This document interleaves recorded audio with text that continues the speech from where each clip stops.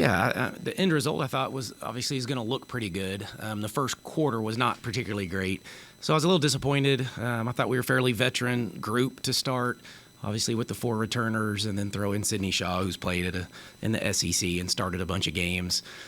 I expected a little more out of us. I thought we fouled. We couldn't find any flow. The ball stopped too often.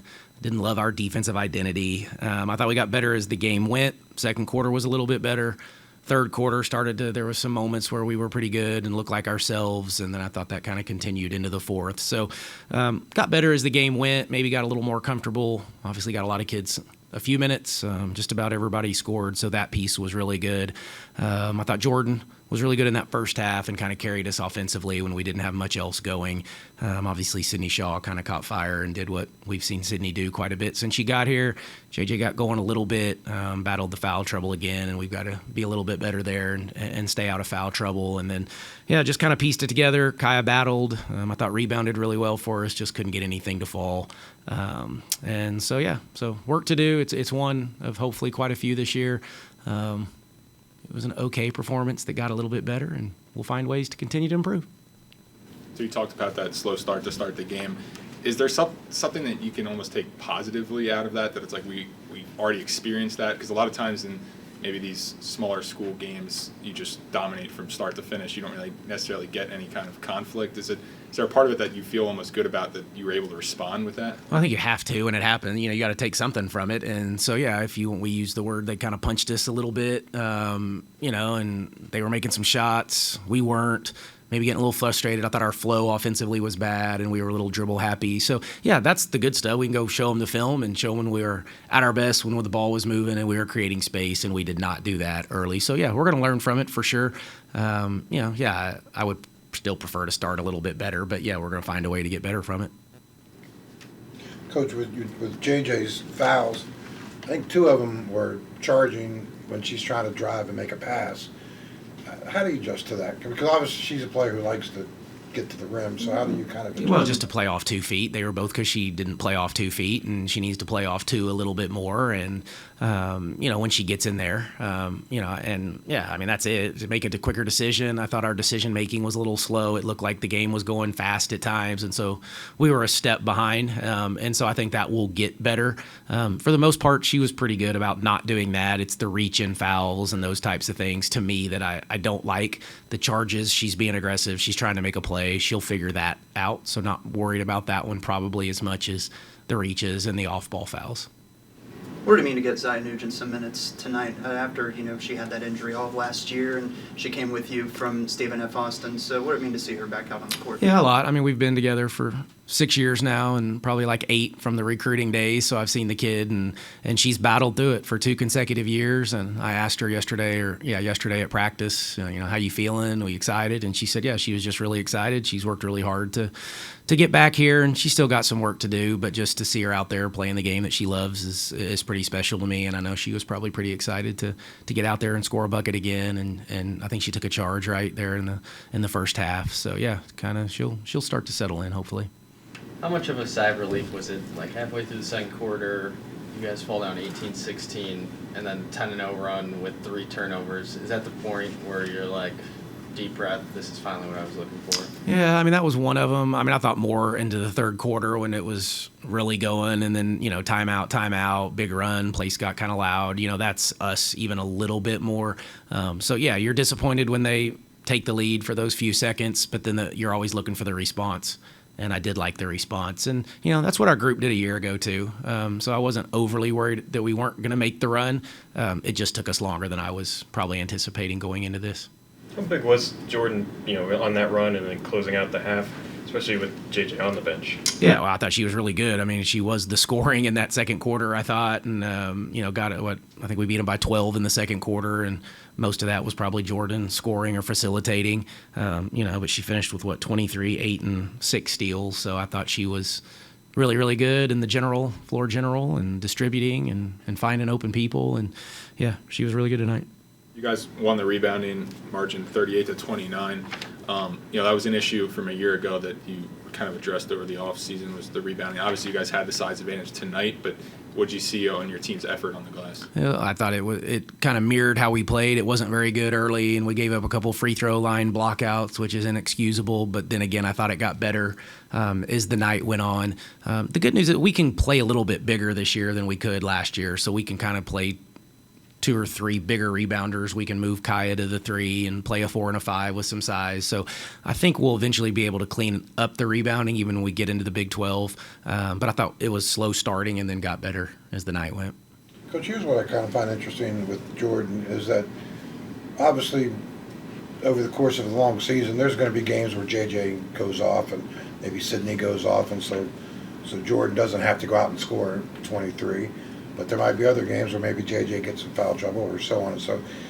She seems to kind of have that innate understanding of, okay, this is a game I got to do this, and this is a game I got to do this. I mean, it's not an easy thing, is it, for a player to? No, but when you're as talented as Jordan, like, she can feel it, and she's a true point guard that understands time, moment, who's got the hot hand. That's what we liked, is she found Sydney Shaw, I think, a couple times, when she had made a 3 and she's got her head up, and then when JJ goes out and she looks around, it's probably like, okay, now I might need to go a little bit until we can get some other kids, going a little bit. So, no, that's what Jordan is. She's now a junior. She's played a lot of college games and had a lot of success. So that's, I'm not necessarily surprised. That's what I expect of that kid, because she's of that level. This is one of the best two-way guards in the country. So I would expect that from her. What does Sydney Shaw bring to the offense? Because there were a couple sequences where she kind of took over. Yeah, no, she did. She can shoot it. There's more to her game, and we need to continue to challenge her to show the rest of her game. I know she hit the one pull up there kind of later in the fourth quarter, but she can get to the rim. She lost the ball a couple times on some of those drives. I know she would like to have that back, but she can shoot it. She can get going, but that's not just what she is. In the past, she's been a mid-range kid and a get-to-the-rim kid. So we'll keep challenging her to score at all the levels. We'll keep challenging her to really defend and rebound for us. But, yeah, I thought she was really good, too, tonight, and she'll continue to get better, I think, as well. Jordan Thomas in her first collegiate game, 6 points, a couple rebounds, was battling down on the defense. What did you see on her effort in her debut? Yeah, I thought Jordan did a good job. We need to do a little bit better job of getting her a few more touches. I thought she had one that she kind of had on the left side and came back to that right hand. So that was the one move that I would like for her to have back and make a better decision. But she's going to battle. She'll rebound. She has great hands and great feet. So for a freshman in her first game, I was about what I probably expected of her, and she's going to be a huge piece to what we do. And she's another one that will get better throughout the season as she gets a little more comfortable with what we're doing. You had a few rotations of Jordan out there with Celia also, so a couple 2 forward looks. That's not something you did a lot last year. What does it mean to be able to put that look out there, and does that just come from the depth from the forward position on the team this year? Yeah, I think we have some options. Tears has been hurt, so she hasn't just practiced. Her and Destiny have been out a little bit the last probably seven days, so they were kind of on a limited minutes, and so that gave Cece a really good opportunity. But we thought Cece was one of her, maybe the best junior college post player in the country a year ago. She really can play the 4 and the 5, so if we want to go big, that's one of the lineups when we need to rebound. Then we would go with that, or throw a Tears in, or maybe even Danelle. So we have options. Again, I keep telling them I need some of them to separate from the others a little bit and, make my life easy from a rotational standpoint. And we won't have it figured out here for a little bit. We're going to have to kind of keep playing with it and see who we like together. But that allows us to move Kaya to the 3 and maybe even the 2 if we need to.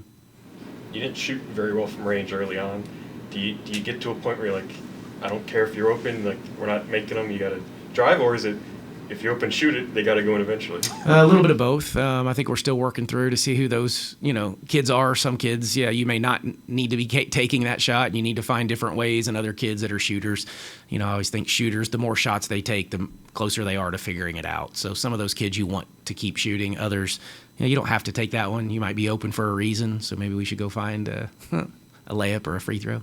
What helped in the third, because I think that was 5 and 9, and then really after halftime you shot much better. Yeah, no, we did. Yeah, we got to 12 and shot 36%. So if we can get to 10 to 12 threes a night and shoot 36%, we'll be just fine from 3. It was inside the arc that we didn't probably shoot it as well as we would like, and I thought we made the free throws for the most part. Missed a couple late, but for the most part, I thought we were okay there. Coach, what do you think of Kaya's game tonight? Early, it seemed like she was grabbing every rebound, but then she couldn't get the stroke to go on the other end. Just, what would you see there?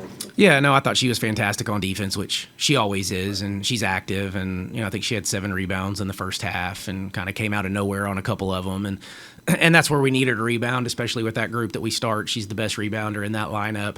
I thought they were kind of daring her to take some perimeter shots. She would have been one maybe that after she had missed 3 or 4, probably need to drive in there, Kaya, and see if we can't get a layup or get to the free throw line. But I have the ultimate confidence and faith in that kid. She's played in huge games and been in big moments, so she'll get it figured out. And then we got to rest her a little bit. We play her a lot, so this was a good opportunity to limit those minutes some, because she's going to probably play a lot here over the next week.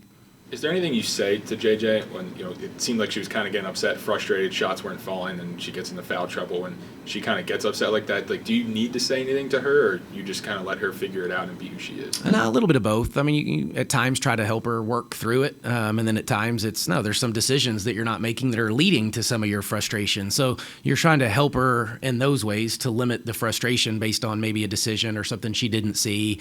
I thought she started trying to force the issue just a little bit off the dribble, and we weren't moving the ball, and so I just wanted her to get rid of it, to get it back, let other people get some touches, and maybe get her a little bit more space. And then she got a little bit more in the third quarter finally. But in that first quarter, second quarter, we were a little just too dribble happy. But everybody's just trying to go. We're trying to make plays. It's the first game, and we just didn't we need to trust the ball a little bit more.